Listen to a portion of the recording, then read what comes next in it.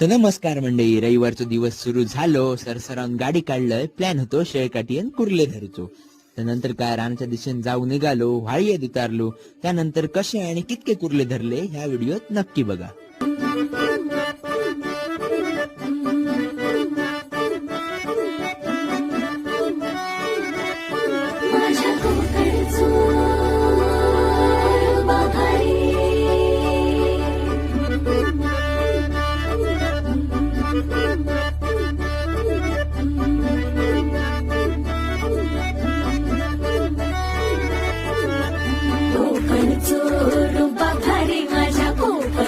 बाई तोरो भारी दिसते भारी गणपतीची स्वारी आणि आला धादिस मामाच्या घरी.